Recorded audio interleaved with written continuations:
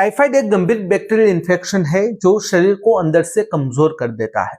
बुखार ठीक होने के बाद भी कई लोगों को लंबे समय तक थकान, कमजोरी, चक्कर और भूख की कमी महसूस होती है। इसका मुख्य कारण है शरीर में पोषक तत्वों की कमी और इम्यूनिटी का कमजोर होना। इसलिए रिकवरी के इस फेज को नजरअंदाज करना सही नहीं है। अगर सही खान पान, आराम और सही लाइफस्टाइल अपनाई जाए तो कमजोरी जल्दी दूर की जा सकती है और शरीर फिर से पहले जैसा मजबूत बन सकता है। इस वीडियो से रिलेटेड जो डिस्क्लेमर है, जो भी रेफरेंसेस है, आपको वीडियो के एंड में मिल जाएंगे। तो आइए बिना देरी किए आज की वीडियो की शुरुआत करते हैं। नंबर 1 है सही और हल्का भोजन। टाइफाइड के बाद पाचन तंत्र कमजोर हो जाता है, इसलिए हल्का और आसानी से पचने वाला भोजन लेना बहुत ही जरूरी होता है।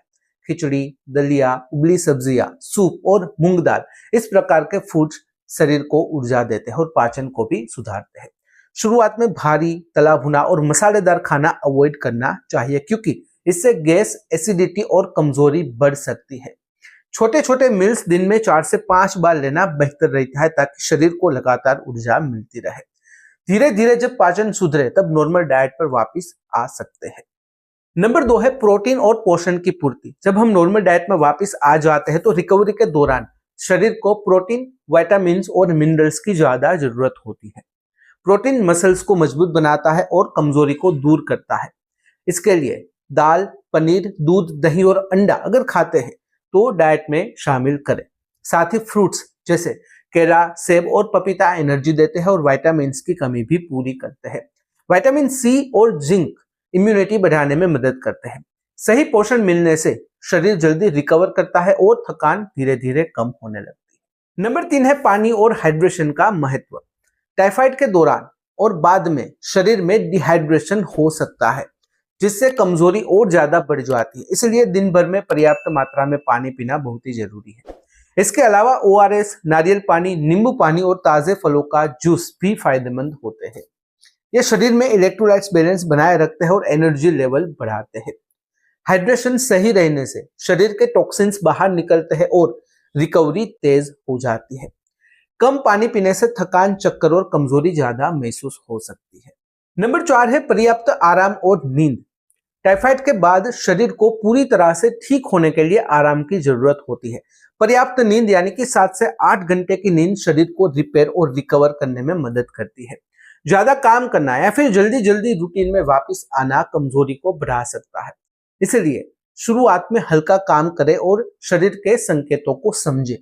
दिन में थोड़ा आराम करना भी फायदेमंद हो सकता है। अच्छी नींद लेने से एनर्जी लेवल बढ़ता है और शरीर धीरे धीरे अपनी ताकत वापस पाने लगता है। नंबर 5 है हल्की एक्सरसाइज और एक्टिविटी। जब शरीर थोड़ा ठीक महसूस करने लगे तब हल्की फिजिकल एक्टिविटी शुरू करना जरूरी होता है।